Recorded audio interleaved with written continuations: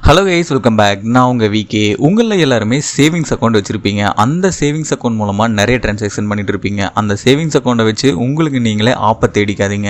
ஏன் அப்படின்னு சொல்கிறேன்னா, உங்களோட கேஷ் டெபாசிட் லிமிட், அதுபோக உங்களோட டிரான்சாக்ஷன் டீட்டெயில்ஸ் எல்லாமே வருமான வரித்துறைக்கு போக வாய்ப்பு இருக்குது.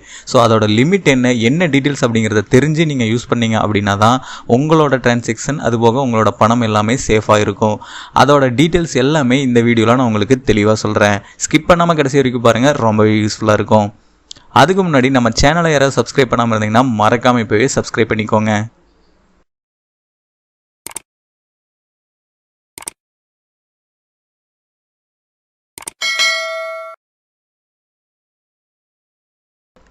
சேவிங்ஸ் அக்கௌண்ட் உங்களோட வங்கி சேமிப்பு கணக்கில் எவ்வளவு பணம் வச்சிருக்க முடியும் அப்படிங்கிறத தெளிவாக பார்க்கலாம். நாட்டோட முக்கிய பொது மற்றும் தனியார் துறை வங்கிகள் சேமிப்பு கணக்கு வச்சிருக்கிறவங்களுக்கு 2.70% 4% வரைக்கும் வட்டியாக வழங்குறாங்க. இந்த வட்டி எல்லாமே 3 மாதத்துக்கு ஒரு தடவை உங்களோட அக்கௌண்ட்டில் ரிஃப்ளெக்ட் ஆகும். நீங்கள் 3 மாதத்துக்கு ஒரு தடவை எடுத்து பார்த்தீங்க அப்படின்னா உங்களோட வட்டி எவ்வளோ வந்திருக்கு அப்படிங்கிற டீட்டெயில்ஸை நீங்கள் தெளிவாக தெரிஞ்சுக்க முடியும் சேவிங்ஸ் அக்கௌண்ட்டுக்கு மட்டும்.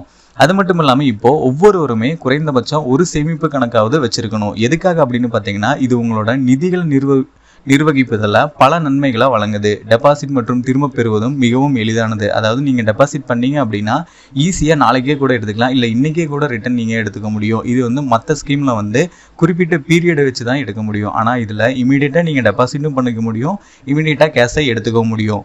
இதனால தான் பெரும்பாலான மக்கள் தங்களோட அன்றாட வாழ்க்கைக்கு வங்கி தொடர்பான வேலைகளை இதன் மூலமாக செஞ்சுக்கிறாங்க.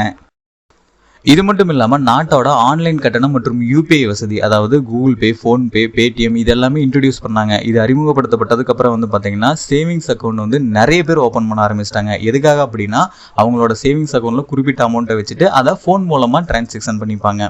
இந்த ஒரு டீட்டெயில்ஸ்க்காக நிறைய பேர் இந்த அக்கௌண்ட்டை ஓப்பன் பண்ண ஆரம்பிச்சிட்டாங்க. அது மட்டும் இல்லாமல் இந்த சேமிப்பு கணக்கு ஒரு லிமிட்டுக்கு மேலே போச்சு அப்படின்னா வருமான வரித்துறையால் சில வரம்புகள் நிர்ணயிக்கப்பட்டிருக்கு. இதை பற்றி நிறைய பேருக்கு தெரியறதில்ல. எவ்வளோ அமௌண்ட் போடணும், எவ்வளோ மெயின்டைன் பண்ணணும், எவ்வளோ டிரான்சாக்ஷன் பண்ணணும்னு தெரியாமல் யூஸ் பண்ணிட்டு இருக்கீங்க. இது இன்கம் டேக்ஸுக்கு போய் உங்களுக்கு ப்ராப்ளமாக வர்றதுக்கு வாய்ப்பு இருக்குது. நீங்கள் எந்த ஒரு பேங்க்கில் சேவிங்ஸ் அக்கௌண்ட் வச்சுருந்தாலும் எந்த நேரத்துலையும் நீங்கள் அமௌண்ட்டை டெபாசிட் பண்ணிக்க முடியும். அது மட்டும் இல்லாமல் வித்ட்ராவல் பண்ணிக்க முடியும். பேங்க் இருந்துச்சு அப்படிங்கிற சமயத்தில் நீங்கள் டைரெக்டாக அங்கே போய் டெபாசிட் பண்ணிக்கலாம், வித்ட்ராவல் பண்ணிக்கலாம். ஒரு சில இடத்துல டெபாசிட் மிஷினே வச்சுருப்பாங்க, அங்கே நீங்கள் டெபாசிட்டும் பண்ணிக்கலாம் அந்த பேங்க்கோடது. அதுபோக அந்த மிஷின்லேருந்து, ஏடிஎம் மிஷின்லேருந்து நீங்கள் அமௌண்ட்டும் எடுத்துக்க முடியும். இது மட்டும் இல்லாமல் வங்கியில் உங்களுக்கு பல வசதிகள் சேவிங்ஸ் அக்கௌண்ட் வச்சுருந்தீங்கன்னா உங்களுக்கு கொடுக்குறாங்க. இதனால் அதுக்கு ஒரு சில வரம்புகள் இருக்குது. அது நிறைய பேருக்கு தெரியறது கிடையாது. சேமிப்பு கணக்கில் எவ்வளவு அமௌண்ட்டை நீங்கள் டெபாசிட் செய்யலாம் அப்படிங்கிறத ஃபஸ்ட்டு தெரிஞ்சுக்கோங்க.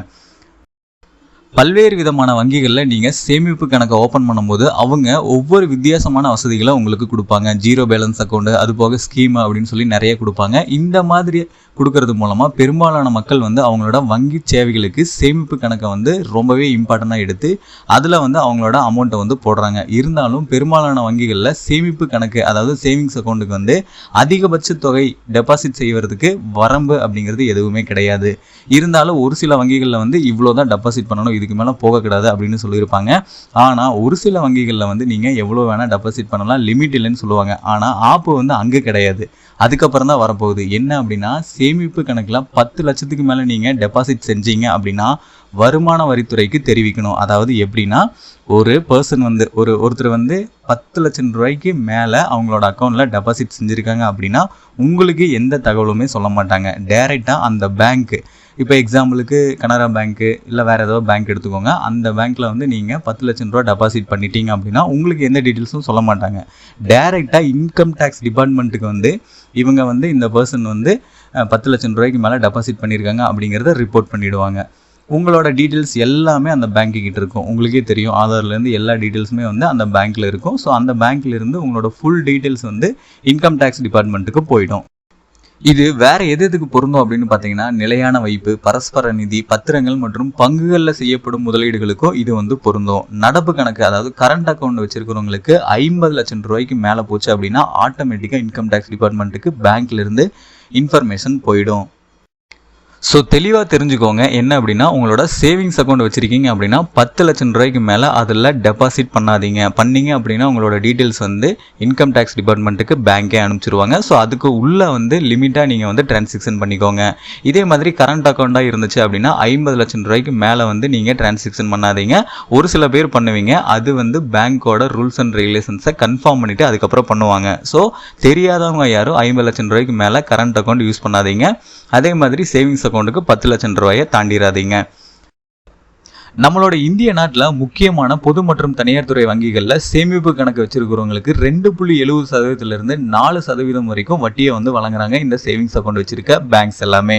நம்மளோட இந்திய நாட்டில் சுமார் 10 கோடி சேமிப்பு கணக்கில் டெபாசிட் செஞ்சுருக்காங்க ஒவ்வொரு கஸ்டமர்ஸும். அதாவது இந்திய நாட்டில் கிட்டத்தட்ட 10 கோடி சேவிங்ஸ் அக்கௌண்ட் இருக்குது. ஸோ இந்த 10 கோடி சேவிங்ஸ் அக்கௌண்ட்லேயுமே உங்களோட டெபாசிட் லிமிட் வந்து 10 லட்சத்தை தாண்டுச்சு அப்படின்னா இன்கம் டேக்ஸுக்கு இமீடியட்டாக இன்ஃபார்ம் பண்ணிடுவாங்க. ஸோ சேஃபாக இருந்துக்கோங்க. ஃபைனலாக நான் சொன்ன இந்த டீட்டெயில்ஸ் எல்லாமே உங்களுக்கு ரொம்பவே யூஸ்ஃபுல்லாக இருந்திருக்குன்னு நினைக்கிறேன்.